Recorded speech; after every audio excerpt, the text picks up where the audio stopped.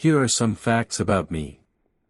1. My daughter died, but no one should know about it. 2. I tried to warn the president about nuclear weapons. 3. I was a cold wall for my children. 4. My wife should cook for me, clean, be silent when I work, not expect tenderness or support from me. All facts are truth. I am Albert Einstein, a physicist renowned for developing the theory of relativity and advancing our understanding of the universe. I am ashamed of some things, and some things almost destroyed me. However, it is an integral part of my life. It proves that famous people have the same problems and life challenges as everyone else. Now all about it in more detail. Section 1, First Daughter. In 1902, Mileva and I had our first child together, a daughter whom we named Liesel. The birth of Liesel marked the beginning of a new chapter in my life, but it also became one of the most mysterious and painful aspects of my personal history. To this day, not much is known about her fate, and I find it difficult to speak about her without a deep sense of regret and uncertainty. At the time of her birth, Mileva and I were living in Zurich, both deeply involved in our intellectual pursuits, but also struggling with the pressures of a young family. The circumstances of our early life together were complicated, to say the least. We were both students, trying to find our footing in the world, and a child was an additional responsibility we hadn't anticipated. Nonetheless, she was our daughter, and in many ways, she represented the hope and potential of our future. However, the early years of her life were filled with challenges, and it's painful for me to reflect on the fact that I was not the father I should have been. I was consumed by my work, and despite Mileva's efforts to care for our growing family, I often felt distant from the responsibilities of fatherhood. I think that, in hindsight, my ambition, my passion for my research, and my internal drive for recognition clouded my ability to truly connect with my family, especially my daughter. I was young, focused on my career, and unaware of how deeply my absence would affect the people I loved. As for Liesel, very little is known about her life. In fact, her existence remained largely unknown to the public for much of my life. There are few records that can give any certainty about her fate. What we do know comes from letters that Mileva and I exchanged during this period, as well as from later correspondence between Mileva and others. One version of events suggests that Liesel may have been born with some form of illness, and there are conflicting accounts of whether she lived beyond infancy. Some say she died at a young age, while others speculate that she was given up for adoption or raised by relatives. The possibility that she may have died at an early age haunts me. The idea that my daughter, someone I should have cared for and protected, might have lived a short life without my involvement is something I cannot easily reconcile. Even the thought that she may have been given up for adoption, possibly because of my lack of emotional readiness for fatherhood, adds to the weight of my regret. At the time, Mileva and I were both struggling in our relationship, trying to balance the demands of our academic careers with the responsibilities of raising a child, and it seems that Liesel's fate was overshadowed by these challenges. There is also a lingering sense of mystery about the disappearance of any records regarding her. Some historians have speculated that I may have chosen to distance myself from her, or that Mileva and I both made a conscious decision to keep her life private. It's difficult for me to speculate on the reasons why, but the secrecy surrounding Liesel's life is something that still weighs on me. I sometimes wonder what could have been, if I had been a more present father, if I had made different choices in my personal life. In the years that followed, my life became more and more dominated by my work.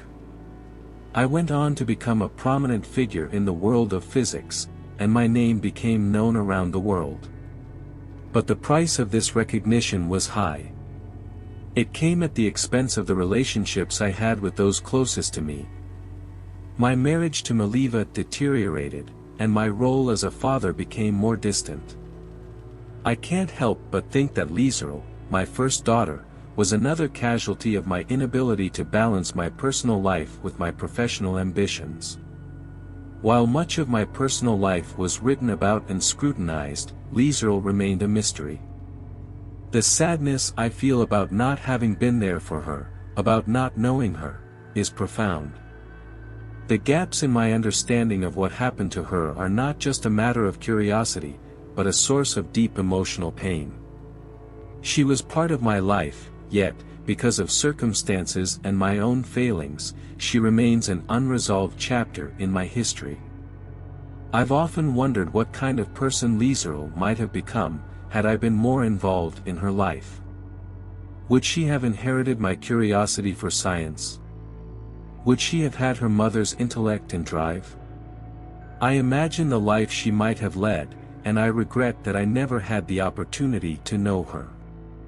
The mystery of Liesel's fate is one that has never truly been resolved. I suppose it's a part of the larger story of my life, one in which I often feel disconnected from the people I should have been closest to.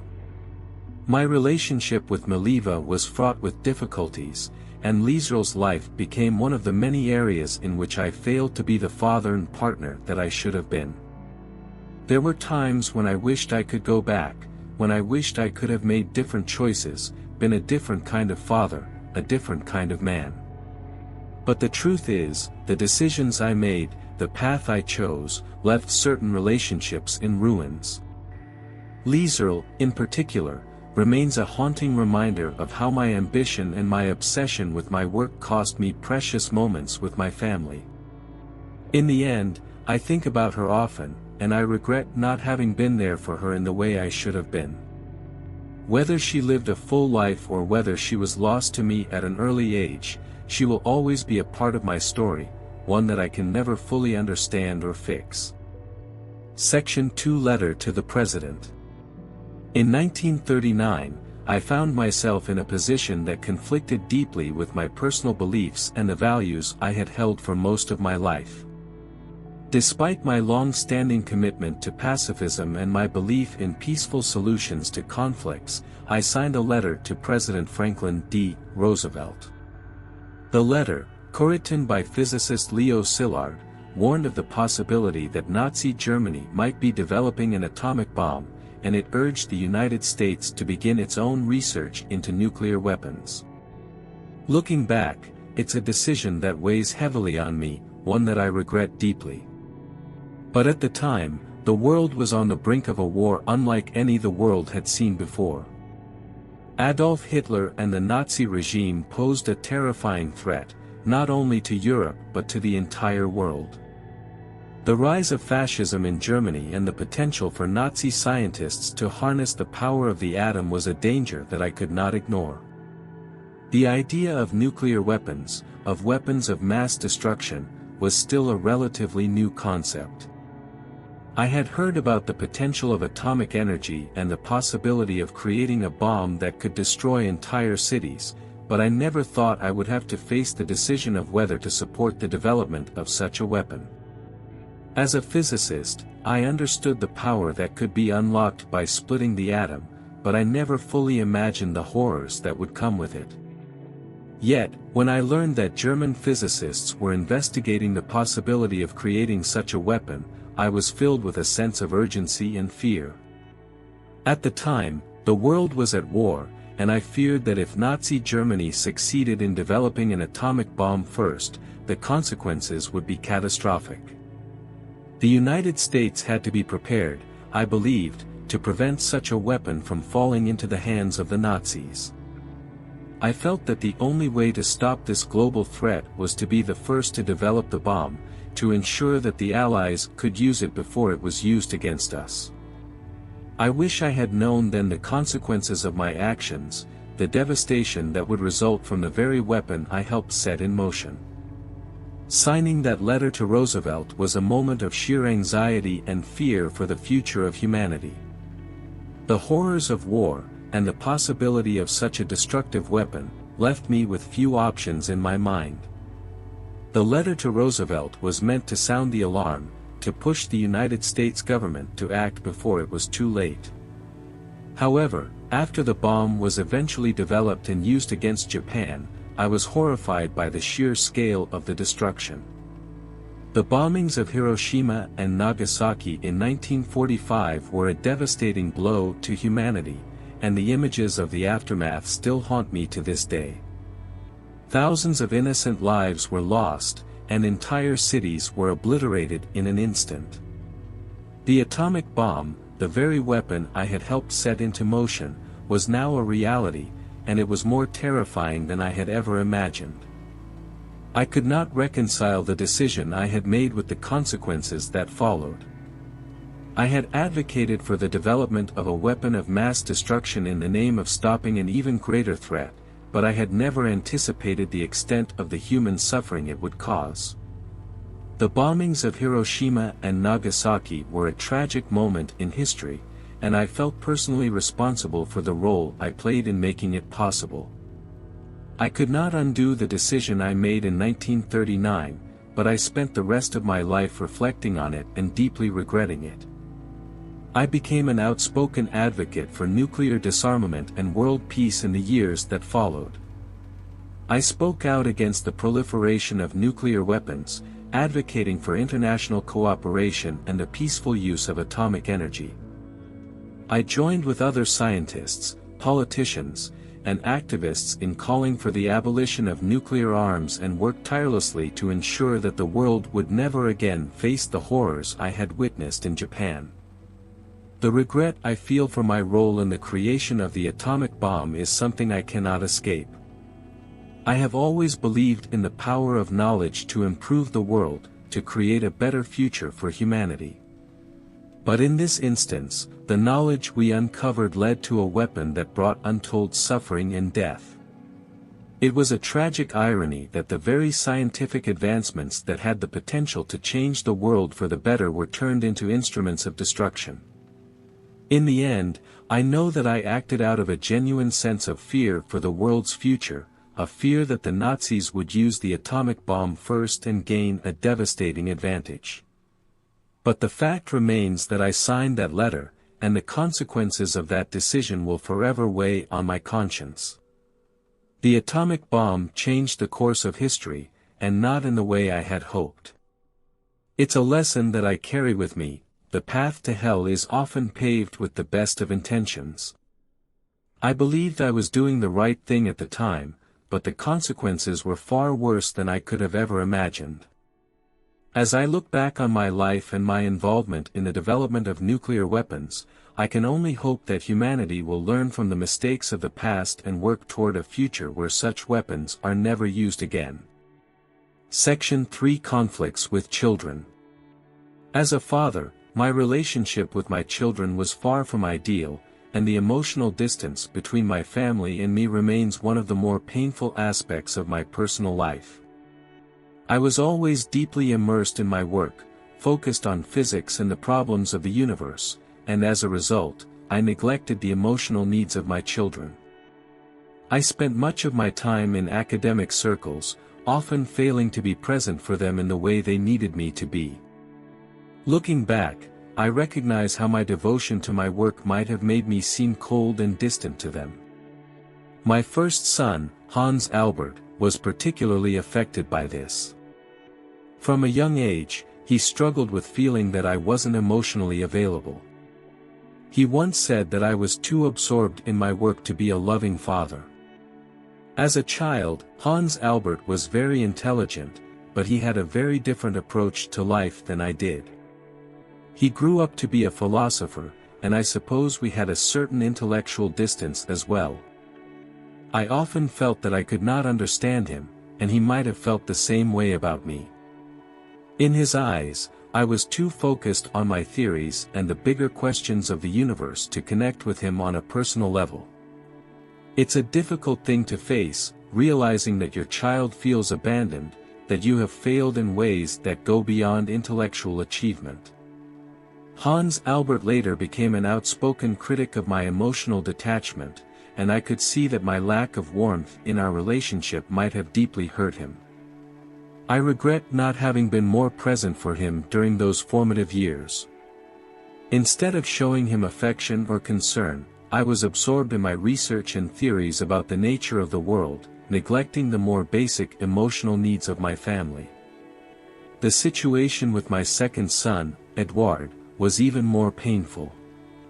Edouard was diagnosed with schizophrenia in his early adulthood, and it was a heartbreaking experience for both him and for me. I could see how much his illness affected him, and the helplessness I felt was overwhelming. His condition led to long-term mental health struggles, and for a long time, I found myself at a loss as to how to help him.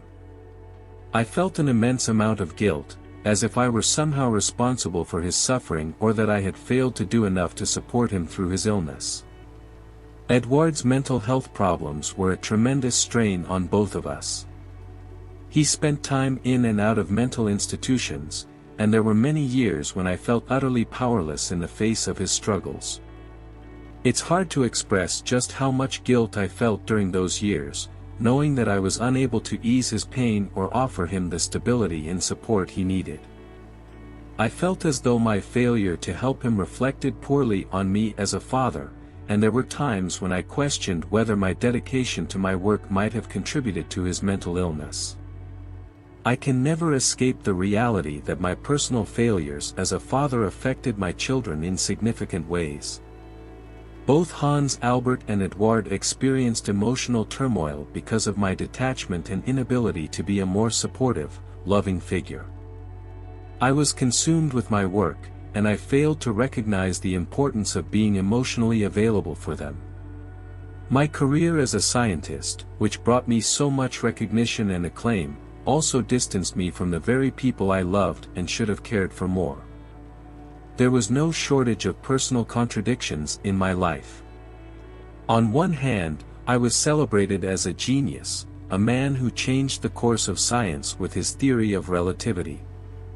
On the other hand, I was a father who could not provide his children with the emotional support they needed.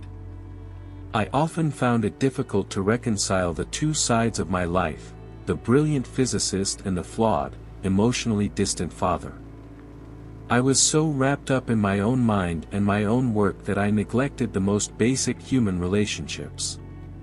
It's easy to look at my life and see the accomplishments, the accolades, the contributions to science that changed the world. But beneath the surface, there was a family life filled with struggles, misunderstandings, and emotional pain. I'm not proud of my failures as a father, and they are not easily forgotten. The legacy I left as a scientist is an important part of who I am, but the emotional toll that my relationships with my children took is something that will always haunt me. Despite all of this, I do want to say that I loved my children. I simply did not know how to show it in the way they needed. My intellectualism, my obsession with physics, created a barrier between us that I could not break down. There were times when I wanted to be a better father, to be more involved in their lives, but I was unable to bridge that gap. In the end, I was a man with great intellectual gifts but also significant personal flaws. I was a man who could revolutionize our understanding of the universe yet struggle with something as basic as being a loving, present father. I can't undo the mistakes I made or change the way I interacted with my children, but I hope that, in some way, my story serves as a reminder that even the greatest minds are not immune to the personal difficulties that come with relationships and family life. The guilt I feel over the strained relationships with my children will remain with me always, but I take solace in the fact that I tried, in my own way, to care for them. I was simply too wrapped up in my own thoughts, too caught up in my work, to realize the damage it caused. The truth is, I could have been a better father. I could have been more present, more emotionally available, and less focused on the demands of my career. But that is a lesson learned too late, and it is something I must carry with me for the rest of my life. Section 4, on love and the burdens that accompany it. When I think about my personal life, the memories that stand out are tinged with regret, and also a deep sense of conflict. In many ways, the story of my marriage to Maliva Marek, my first wife, is one that I often reflect on with mixed emotions.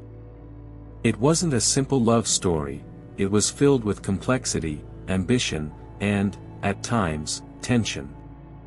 When we met in Zurich, she was a fellow student at the Polytechnic, and we were drawn together by our shared intellectual passions.